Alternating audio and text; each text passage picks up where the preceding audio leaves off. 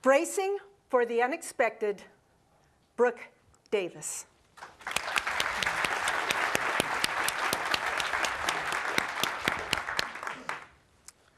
After being in Toastmasters for a while, I have finally completed my Competent Communicator Manual. In fact, I gave my 10th speech on the same date that I had my braces put on. I remember being so excited to pick a new advanced manual. There's some really great options that we have. However, I noticed that there's one important manual missing from our selection. And this evening, I would like to tell you all about my idea for the new advanced manual, Speaking with Orthodontics. Now, let me give you a little bit of background on this. A couple weeks back, I was at a networking function, and this is one of those events where you eat lunch with other business owners, and then you get up in front of the room and talk about your business. Well, it was my turn, and this is how it went. The real estate market's so hot right now, and I've got this gorgeous new listing, and there's some artichoke heart in my teeth right now. I gotta get this out right now. That's the kind of embarrassment a seasoned Toastmaster should never have to endure. Now, the first speech in this series is called the Why Me phase. Purpose: understand that braces can happen to any normal, healthy adult. Objective: revel in this new youthful feeling.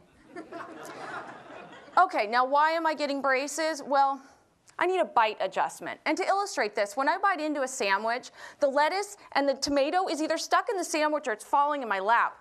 And my favorite thin crust pizza, I take a bite and I'm ripping all the cheese off and I'm left with nothing but a glorified breadstick.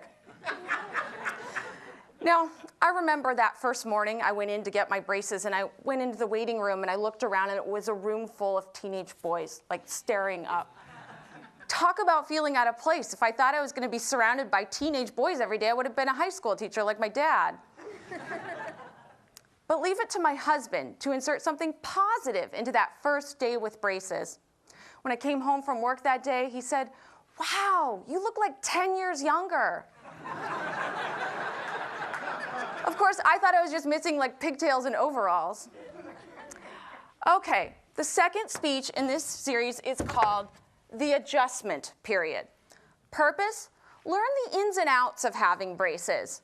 Objective: learn not to always cover your mouth and deal with that anxiety that comes along with braces. Well, as you know now, I'm in sales, and so I meet new people every day. Usually I'd say, "Hey, Mary, how are you doing today?" Well, the first 3 weeks I had braces, it was, "Hi, I just got braces. My name is Brooke. Hi, I just got braces. My name is Brooke. I just got braces." Imagine the blank stares I'm getting from people. It's like, they're like, "I would like a 3-bedroom, 2-bathroom house." They didn't care. And then there's that anxiety. So one evening early on, I'm flossing my teeth. It's like a 20-minute activity. And I touched my tooth, and I thought I felt some movement there. And I touched it again. I leaned into the mirror, and yeah, there's definitely some movement there. And I felt panic. And all of a sudden, I'm calling my husband. I'm like, "John, my teeth are moving." And before I know it, I'm laying on the couch, and I've got a wet rag on my face. And all I can imagine is my teeth falling out of my mouth one by one like dominoes. But come to find out, it's completely normal for your teeth to move when you have braces. In fact, it's the whole purpose behind having braces. Speech number 3 in this series, the reality of braces. Purpose: become comfortable with those braces. Objective: focus on acting normal. Be the person you were before you had braces. Now, do I have any Sex and the City fans? You guys remember that TV show? Someone? I see you. Okay. Now, you'll remember Miranda. She was a character on the show, and she had just gotten braces. She's a lawyer. She was giving a talk in front of her law firm. And as she's speaking, she notices there's some men in the corner snickering to each other. And she says, "Stop laughing at my braces." And they said, "No, there's just a typo on the piece of paper." But when you have braces, you feel like everyone's always laughing at your braces. Now, I did have one incident with work that involved some humor. I have a client, and we'll just say, he wasn't born in the information age. He needed an important I needed an important document from him. He wanted to fax it over. I didn't get the fax, so I called him up. I said, "Hey, Dan, can you resend that fax?" And he said, "Sure, I'll resend the fax." I didn't have it again. So I called him again, and I said, "Can you resend the fax?" And he said, "Yeah, I'm not home right now, but I'll resend it to you later." Well, later that day, I got a voicemail, and it said, Hey, Brooke, it's Dan, and I got to thinking, maybe some of that hardware of yours is interfering with that technology. So now that I have had braces for a while, I am kind of learning to live with them a bit. Sure, I do still talk with the occasional lisp sometime, but really deep down, that anxiety and that embarrassment, it's just not getting to me like it used to.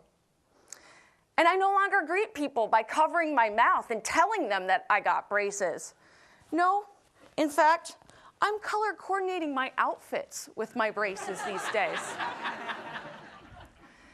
And then there's that tooth pain that comes along with braces. And speaking of diets, I've got the orthodontic diet. You know, some evenings, dinner is just mashed potatoes and a bottle of wine. And now I know a lot of you are going to go home tonight and you have hobbies. You might pick up a book, you might knit. Well, I've been practicing flossing, and I've got it down to 6 minutes, 38 seconds. I promise you that if speaking with orthodontics becomes one of our new choices for advanced manuals, future Toastmasters will no longer get up here this evening and feel the need to tell you about what pieces of that couscous salad might be stuck in their teeth. Thank you.